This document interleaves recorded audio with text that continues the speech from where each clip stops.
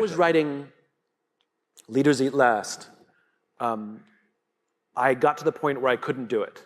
It was too difficult. I couldn't organize all the information. It was just too complicated. I couldn't do it, and I'd been trying for months. I probably missed multiple deadlines. And I was sitting at my computer, and I decided that I had to give up. I couldn't do it. And so I got up and went for a walk, and I was literally planning my exit. I was going through the steps. I was going through the checklist of quitting.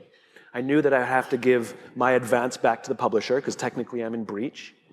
I knew that I would be humiliated, but I was preparing myself for it, and that I would get over it. I was also rationalizing that it was okay to quit. I told myself there are thousands, 10,000 books published every single year. No one will miss this one book.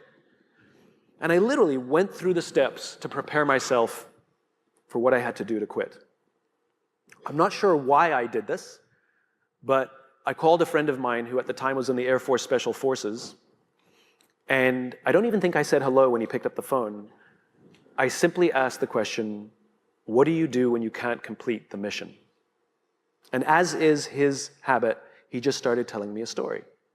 He was a helicopter pilot, and they had a mission in Afghanistan that was a suicide mission. All the intelligence showed that the air defenses were just too great, and none of them were going to come out alive. And it wasn't going to be one of those kill Hitler missions where we're all going to die, but we'll kill Hitler. This is like, we're all going to die, and the mission will also fail. And he was preparing his helicopter for this mission, and his wingman turned to him and said, what do we do? We've got wives, we've got kids. Do we refuse to go? What do we do? And my friend turned to him and he said, this is what we signed up for. We go. He asked me, he said, is this book more or less powerful than Start With Why?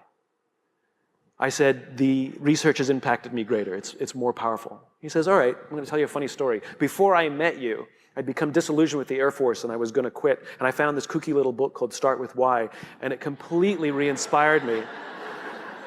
And I decided to stay, and I'm a better leader now than I was before because of that book. And if you're saying that this book is more powerful than the first one, then we need this book. He said, this is what you signed up for. You have no choice. Clearly his mission was scrapped at the last minute. The underlying message of this is what you signed up for, you have no choice, wasn't a mean message. The underlying message was, and I will be here with you. The underlying message was, no matter what, you can call me at any time. I've got your back. And that's the important part. I turned around, went back to my desk, and finished writing that book. Not that night. I mean, it took me months, but I never thought of quitting ever again. As soon as I knew that someone was there, someone had my back.